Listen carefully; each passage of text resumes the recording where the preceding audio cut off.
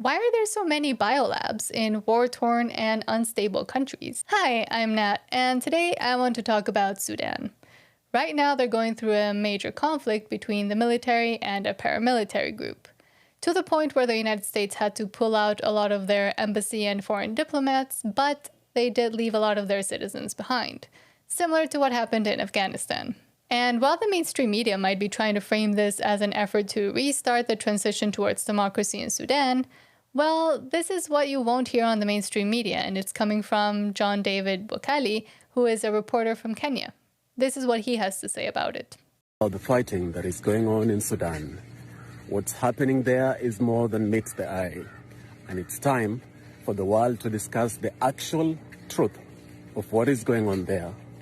America and Russia are at it again, just as they did 60 years ago during the Cold War, when they fought proxy wars right here in Africa, leading to the death of thousands of innocent Africans. They are at it again in Sudan, fighting a proxy war. Let me explain. Two factions of the Sudanese military are fighting each other. One of them is led by Lieutenant General Mohammed Hamdan, head of the paramilitary group known as Rapid Support Forces. The other faction is led by the Sudanese Army Chief, General Abdel Fattah al-Burhan. So why are they fighting? This is where Russia and USA come into the picture. You see, in the last couple of months, Russia has finalized a deal with Sudan to establish Russia's naval base in Sudan's Red Sea coast. America is not too happy with that. Actually, they're furious.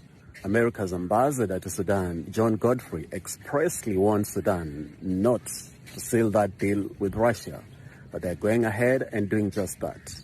And so when the paramilitary unit began fighting the other faction of the army, that wasn't happening in a vacuum. The big problem is that you're not going to hear this in the mainstream media. Neither are you going to hear a lot of African governments voicing this, which is very unfortunate because Africa must learn to speak its truth and stand on this truth, because truth will set you free.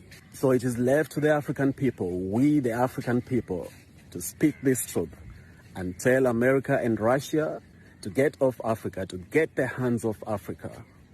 The days of the Cold War, the days of the shenanigans of the Cold War are completely over, and they cannot fight proxy wars in Africa at the expense of innocent African lives. That has to stop.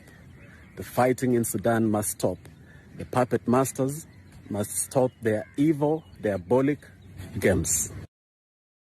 Last week, there were reports of a ceasefire brokered by the United States and Saudi Arabia between both sides, but also last week, the World Health Organization came out to say that a biolab had been seized in the Sudanese capital of Khartoum. And while they did not specify which side of the faction seized it, well, this is what they said that it contained. Nima Saeed Abid, the WHO's representative in the country, described the development as extremely dangerous because we have polio isolates in the lab, we have measles isolates in the lab, we have cholera isolates in the lab. The WHO said that a range of pathogens are stored at the facility, including measles and cholera, as well as other hazardous materials. And this reporting sounds pretty similar to another story of a war-torn country that is politically unstable, where biolabs were found and then seized.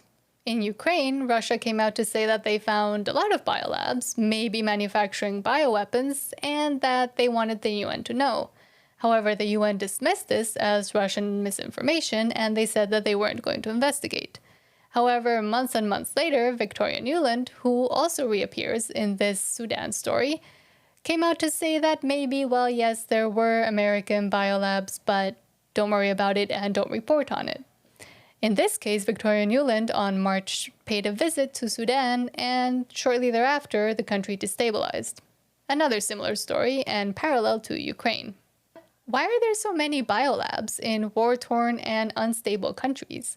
I mean, if you went to this biolab's website before 2019, you would see that the WHO and the United Nations and its branches were using it to conduct research to help the people.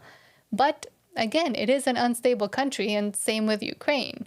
In Ukraine, there are some indications that Hunter Biden had something to do with it, and it's not like these biolabs keep getting seized because they're located in countries that are at war either with other countries that could seize that and use it as a bioweapon, or just with themselves. Maybe we should ask Victoria Nuland about this, because it seems like every time she goes to one of these countries, a few weeks or months later, war or political instability breaks out. And she did seem to know more than she let on about the biolabs in Ukraine, so maybe she knows about these ones too. Does Ukraine have chemical or biological weapons? Ukraine has biological research facilities, which, in fact, we are now quite concerned Russian forces may be seeking to gain control of. So we are working with the Ukrainians on how they can prevent any of those research materials from falling into the hands of Russian forces should they approach. In the meantime, thank you for watching, and I hope you have a great rest of your day.